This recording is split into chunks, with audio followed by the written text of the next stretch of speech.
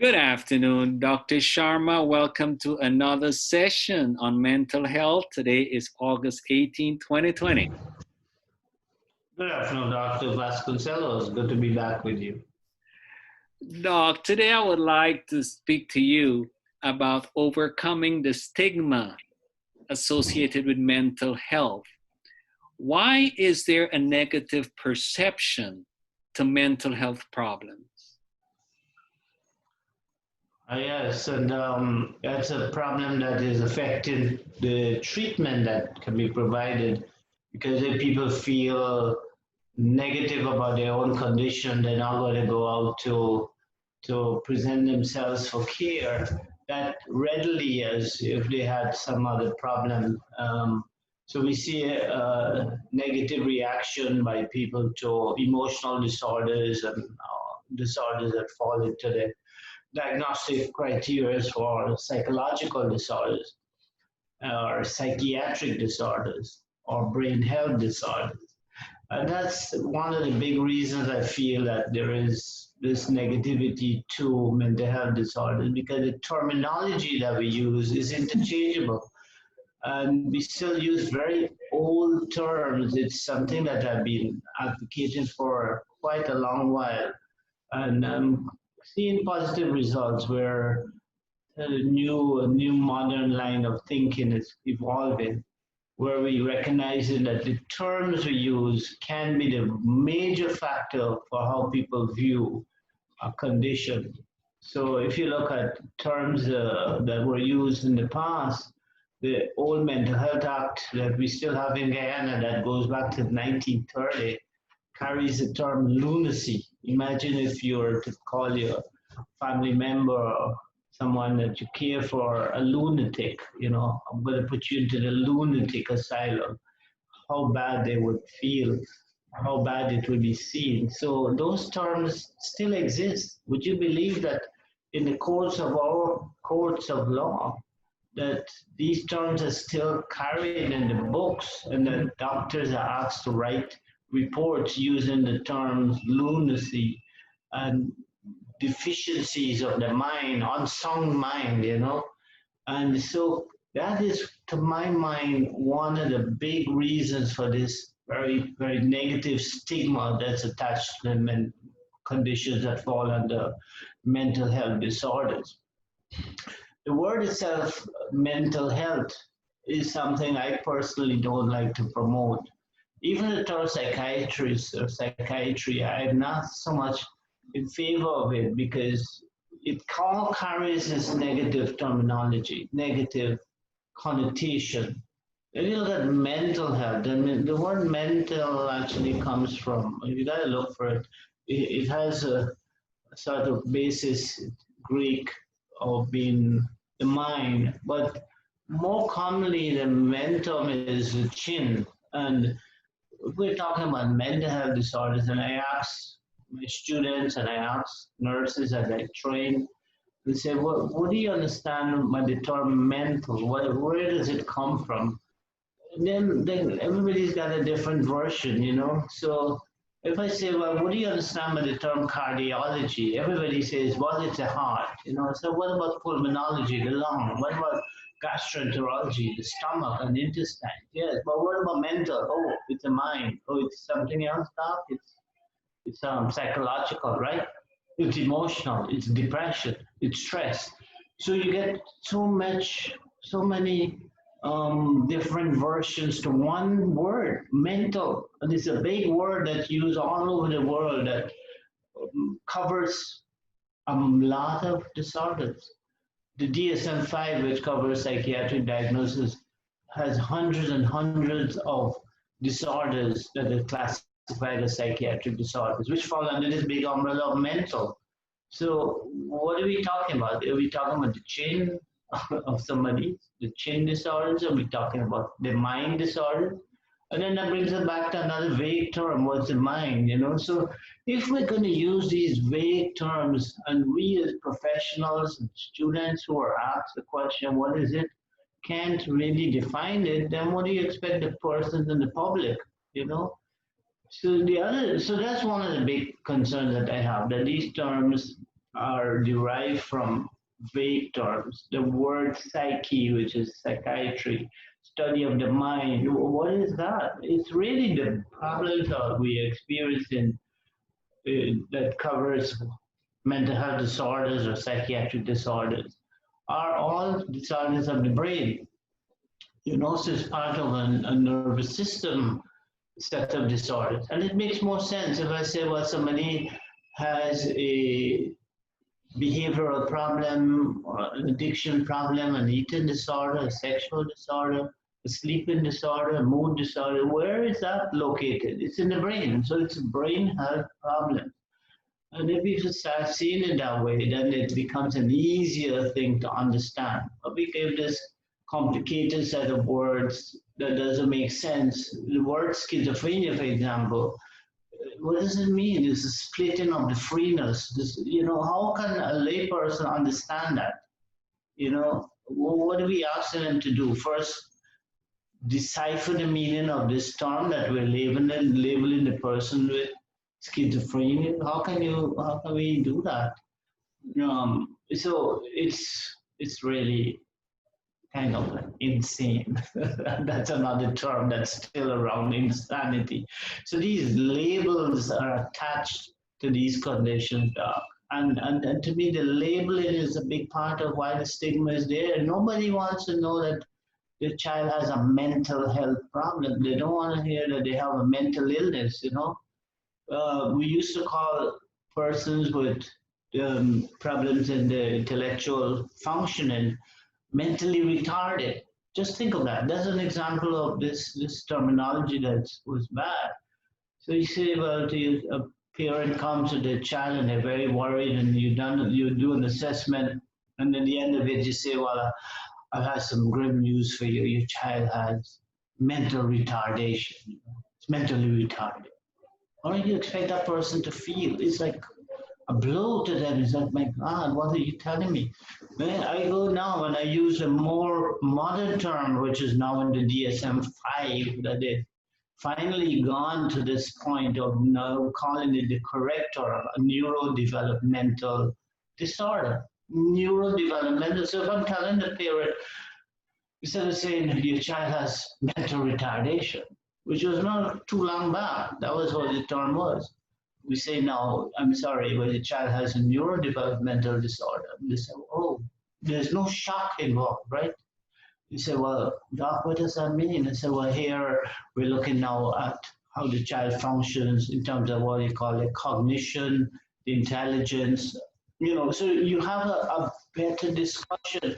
Whereas you go into this mental retardation statement, you first have to deal with the shock that the parents would feel. So it's not good. So terminology, doc, that's my thinking that is a big factor. And there are other factors like how people behave, and another person don't like to be associated with that kind of behavior. So they prefer to say, well, I don't have that kind of condition. I have a little bit of anxiety. I'm not like that crazy person over there who's jumping about. And the person who's jumping about may just have a neurological dysfunction that they can't control. So lack of understanding, lack of education. It's not here in Guyana that we have it. Unfortunately, I see very high prevalence of lack of understanding, a very high stigma towards mental health disorders in Guyana. And I think it comes from maybe a lack of public health education. So when you come and you do your talks in the community and we go out there, it's extremely valuable. So we need more of that now. Absolutely, Doc. The next question is more of a two-part question. And that would be, what causes persons to view mental illness in a negative way, and what can be done to overcome the negative stigma? Right. So the viewing of it in a negative way is a lot because of the behaviors that people have when they're extremely disturbed. So there are certain conditions in the brain that make people behave in a way that they can't control it.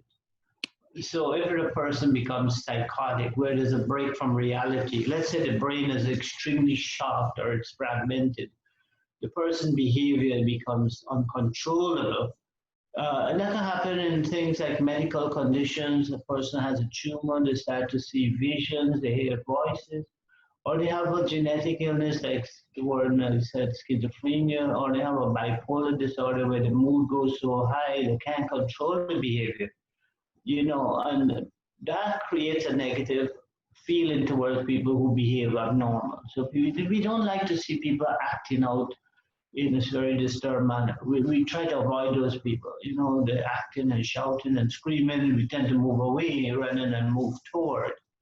So there is this kind of fear response of the public to people who behave in that kind of abnormal way. And so no one wants to associate their own brain health problems with that kind of person. And again, it's a matter of knowledge. So overcoming that, the second part of your question is how to overcome it is to educate people that we are all vulnerable to those behaviors that we fear, that we look down at, that we discriminate against, that we can abuse people and call them very derogatory names when they behave in a manner that is not of their volition. And we have to understand that every one of us is vulnerable to those type of the very type of behaviors that we may laugh at or look down at. We're all vulnerable. And when I tell people that, look, can you become very disturbed in a few minutes and lose control and behave in an outrageous manner and become extremely embarrassed about it afterwards? And they said, well, no, not me. That can never happen. I said, yes, right, you, because any one of us could lose control if we're injected with substances. If we give somebody enough alcohol, they will lose control. If you inject them with some ecstasy with other drugs inside, they can lose control. PCP and so on. These are very serious drugs. So our brain can go out of control. If we had an accident and got traumatized to our brain, it can lose control. So there are many reasons for losing control. So that kind of feeling that I am above everybody else because this cannot happen to me needs to be challenged and say, well, it can happen to you. So overcoming a negative attitude to persons with mental health disorders who are out of control, who have those illnesses is by education. First of all, we got to realize that the large majority of mental health disorders are hidden disorders. So like an iceberg, you see the tip outside, which is the behavioral problems. But the other two aspects of mental health problems are what we call the cognitive disorders, where your thinking goes out of control. It could be a problem with a person's memory, and elderly people have memory problems of Alzheimer's and so on. And then you have the other problem with emotional disorders, which is far more prevalent than the behavioral or psychotic disorders. Far more. Schizophrenia prevalence rate is about 1%. And that's what carries this negative image for all mental health disorders, that people associate mental health disorders with that 1% of our population. Whereas anxiety disorders, where you're talking about prevalence rates of about 20 to 30% in a population, substance abuse disorders, depressive disorders, they're so high. Yet nobody wants to talk about those because they don't see it. People, when they're depressed, they keep it to themselves. What do we see? The end result of depression. We see these famous persons.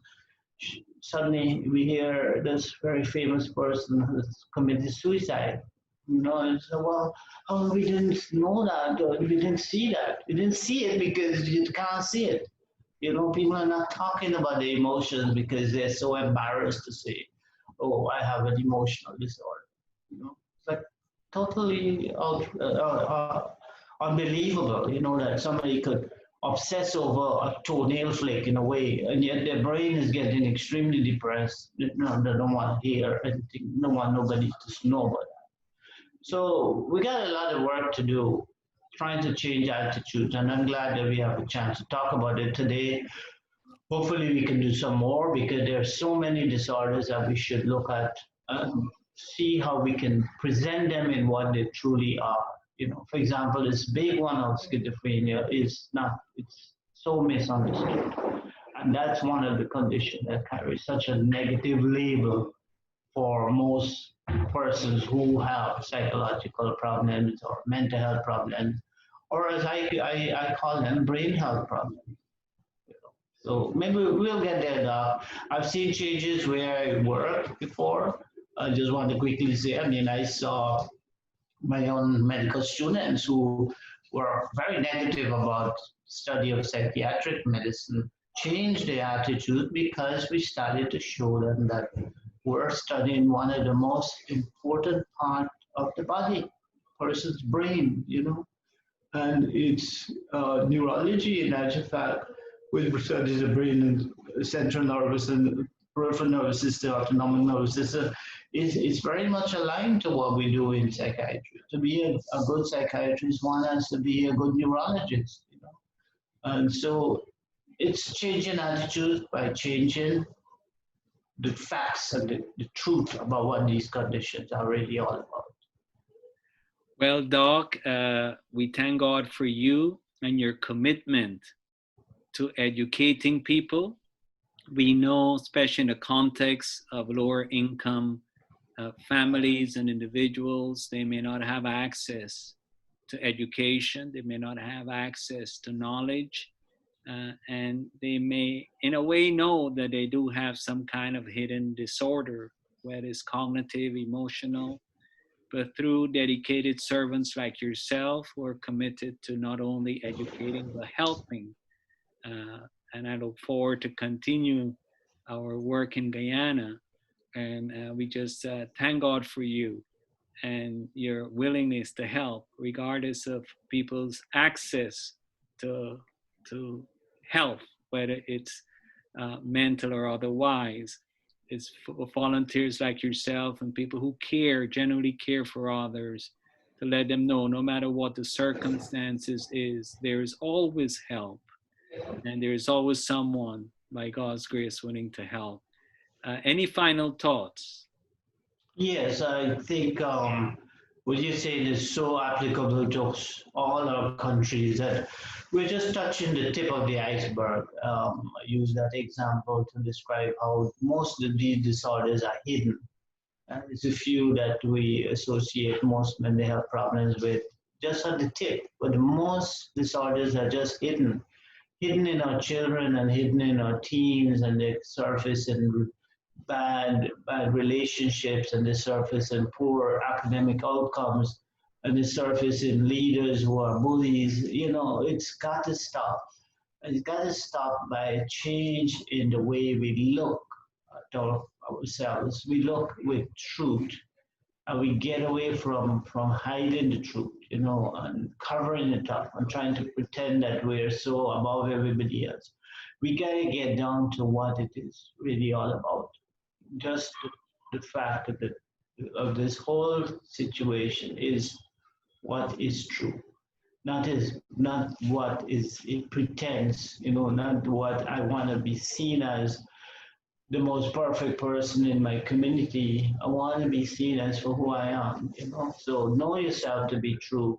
And we will be able to understand that these emotional, these cognitive, these behavioral problems exist in ourselves and in others too.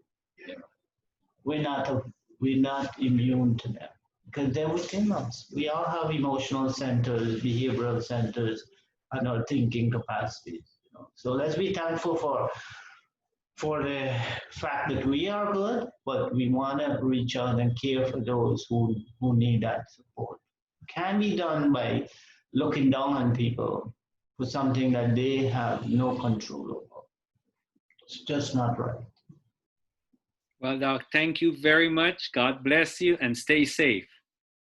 Thank you, Doc.